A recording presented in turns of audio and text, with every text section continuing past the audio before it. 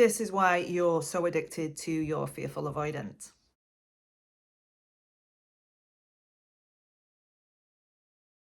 Hi, I'm Amy, and welcome to my channel. Here we discuss spirituality and psychology so you can manifest your relationships.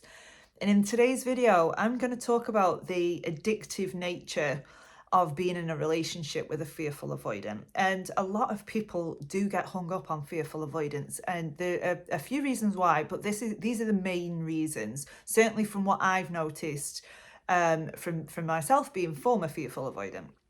So I often speak to clients who say that, oh, but this person showed up really well in the beginning and then they push me away, but then they want to come back.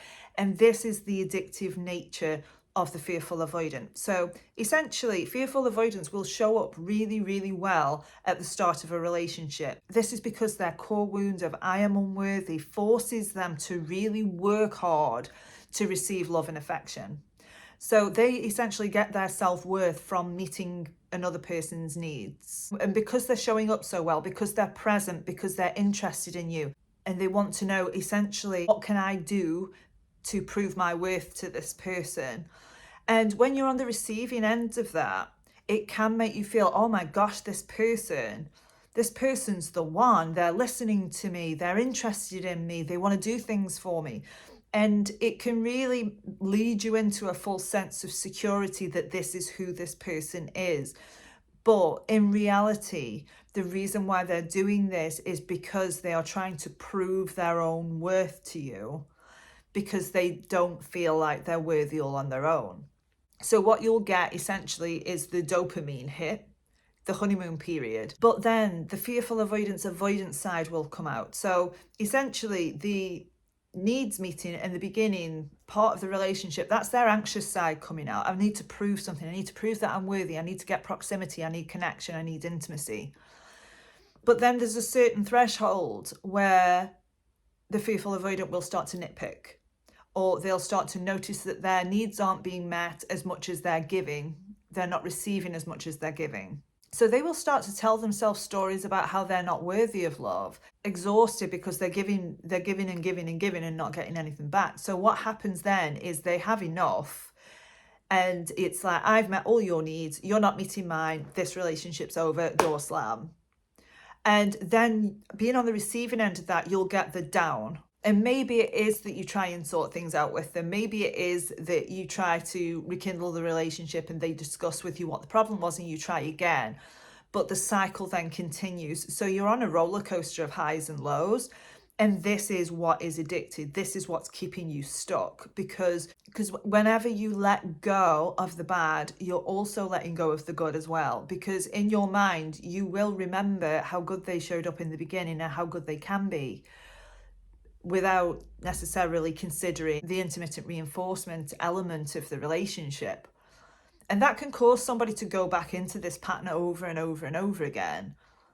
And it can really do a number on your own self-esteem. But I just want you to know that this is not personal to you. It does not mean that you're unworthy of love. It does not mean that you don't deserve love. You certainly don't deserve this treatment. And without help, without actually acknowledging and introspecting, the fearful avoidant person is unlikely to change. And you deserve somebody that's secure, somebody who is consistent, because the fearful avoidance only consistency is inconsistency, because they're so up and down all the time. And they find it very hard to, they feel their feelings, but they don't regulate their feelings that well. They're very reactive to their environment, quite unpredictable, which is also the fearful avoidance baseline of chaos and unpredictability. That's where they're comfortable, because that's what their upbringing has been like. Their upbringing has been intermittent. They did have to work hard to get approval from a caregiver or to receive love from a caregiver. But their behavior isn't conducive to a secure relationship, and a secure relationship is what you deserve. You don't deserve somebody to be showing up inconsistently for you. It's not your job to heal somebody. And even though you might really love this person, sometimes the most loving thing you can do for somebody is to tell them no, and set your boundary and stick by it. Because with a fearful avoidant, you are going to need super, super strong boundaries. And this will be met with resistance because the fearful avoidant has probably gone through life with very little boundaries, which is why they overgive in the first place. So boundaries aren't familiar to them. You know, they're used to having their boundaries overstepped. They're used to trying to set them and nobody listening. So this is where this attachment style comes from. That's where the seat of the attachment style is that love was inconsistent, and that vulnerability is scary, because how can I be vulnerable to somebody that's just really, really hurt me? And the way to break out of this addictive cycle is to acknowledge that that is what it is. It's a chemical reaction to somebody's behavior. It's a physical reaction to somebody's behavior. And, you know, maybe it is that you're anxiously attached, and maybe you do go into limerence and hope for the future that things will change, or that, you know, maybe you go into your manifesting techniques and imagine them differently, but you really need to acknowledge how they're showing up right now.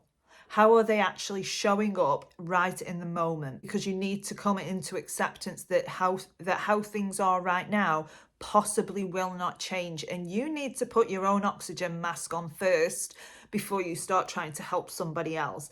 That's their stuff. You're not responsible for their stuff. You're not the cause of their stuff, and you're also not going to heal their stuff. So help yourself first, go no contact, use it as an opportunity for your own growth. And if it is that they come round again, you're going to be in a much better position to be able to vet them. You're going to be in a much better position to be able to ask the questions that you need to ask. Like, have you been to therapy?